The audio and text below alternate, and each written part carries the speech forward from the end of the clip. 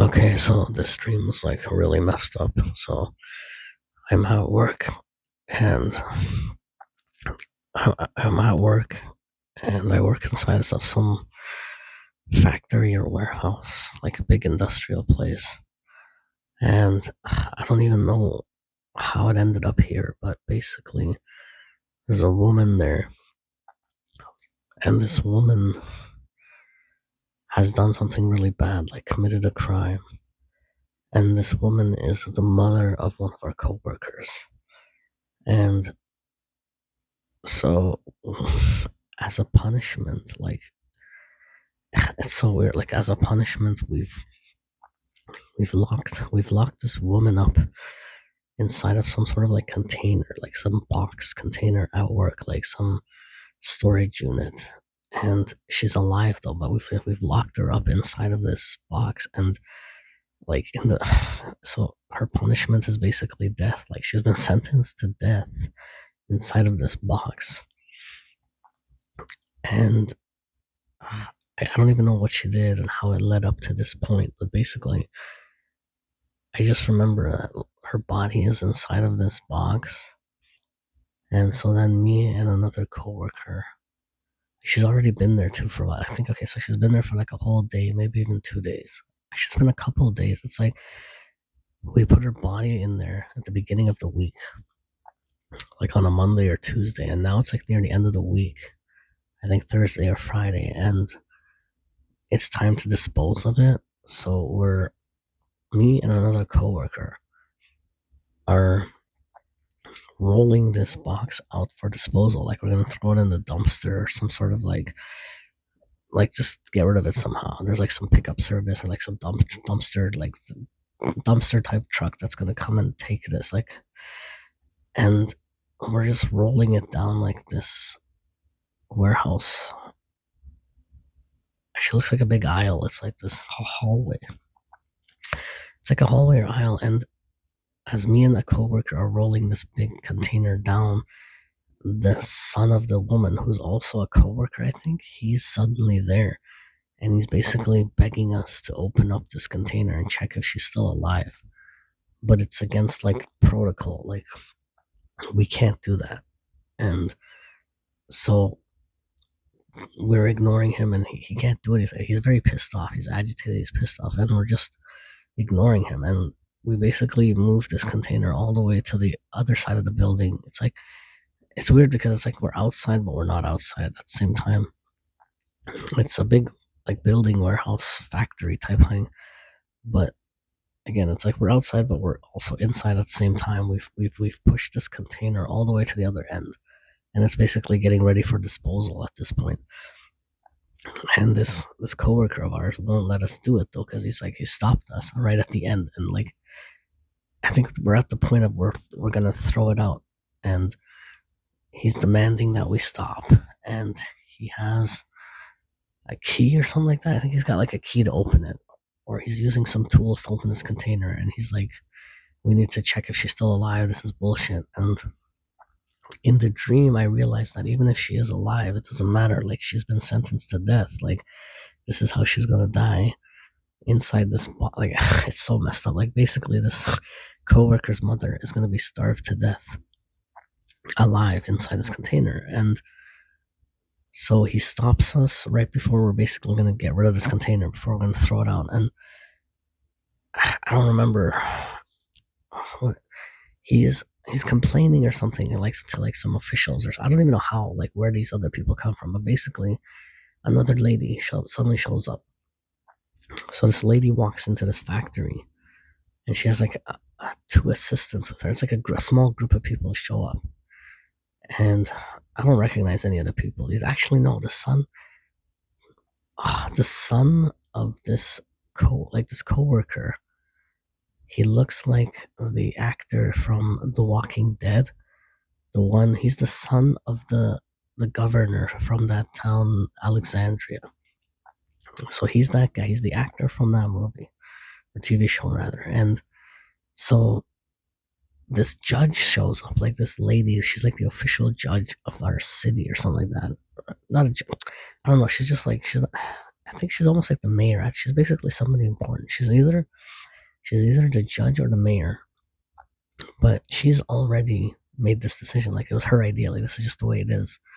And that was the sentencing given.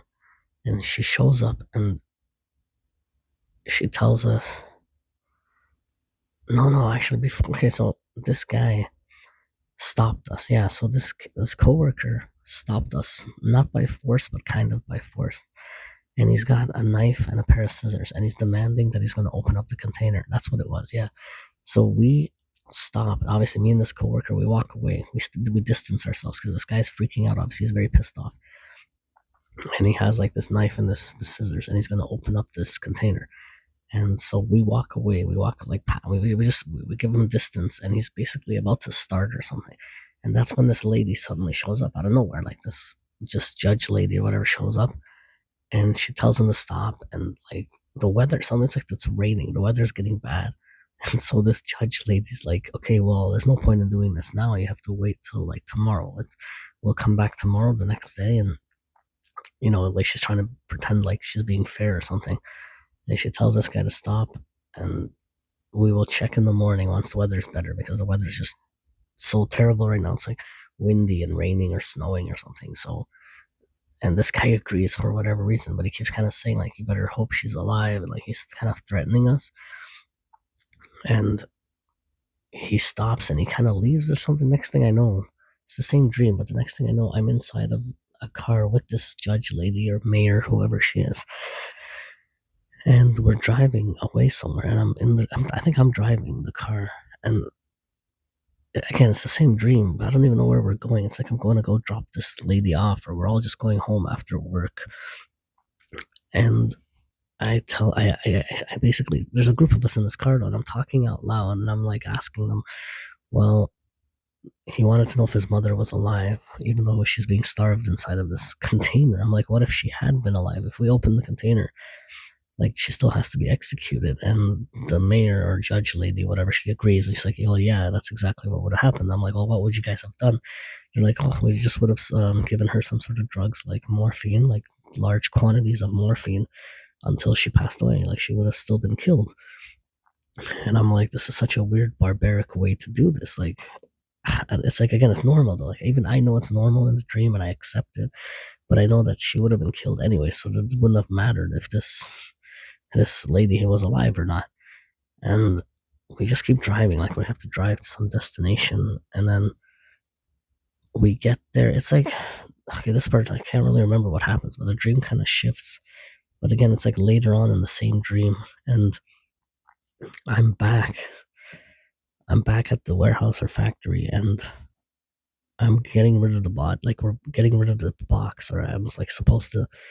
I think I'm by myself. Like, I'm back at the scene of this container, and I have to dispose of it quickly. And I'm kind of freaking out and paranoid that he's gonna find me, and like he's gonna catch me in the act of doing this, and he's gonna attack me or kill me or something.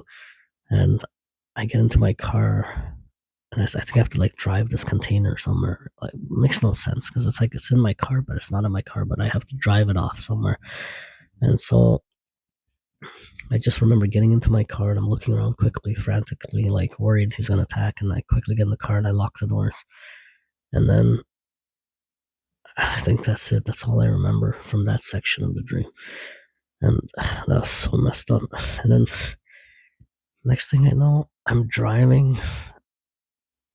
Now I'm in the car. I think it's a different dream, actually. I'm not driving.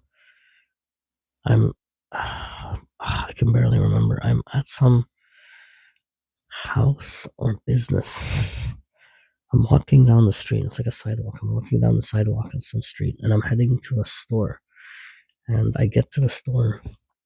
Actually, as I'm walking past the store, there's a bunch of these stores. Like, I'm just on the sidewalk, and I'm walking, and I think I'm with some people, and I'm walking past these. It's a busy street, and I think I can't remember where I am. It's like a major city or something, and I'm just walking down the street, and Hugh Jackman, of all people, Hugh Jackman is just leaning against the wall. against like these stores, like the windows or the walls of the store, and he's like I know him in the dream, and he waves to me and he calls me kind of as I'm like basically as I'm walking past him. This quick conversation with Hugh Jackman where he points to like some other guy. He's like, "Hey, remember that superhero who used to hang out here? You remember, right?" And I'm like looking, and I see Nightcrawler. It's like some guy who's it's either Nightcrawler from X-Men or some guy dressed up as Nightcrawler. And he's wearing all like his skin has been colored. He's all blue, and he's got like these swim trunks, like some Hawaiian like design, like those flowery Hawaiian shirts or something like that. But his skin is blue, and I laugh for some reason. I'm like, oh, yeah, I remember this guy, and Hugh Jackman's like chuckling and he's just leaning back. He's not Wolverine. He's just Hugh Jackman, but he's talking about Nightcrawler, which made no sense. So I passed him. I just ignored him. Like I passed him, and I go into the store, and I go into the downstairs. Like there's these stairs that go down, and it's like a small. I think it's a hair salon. I go into a hair salon, and I realize my mom is there, and I'm meeting with my mom.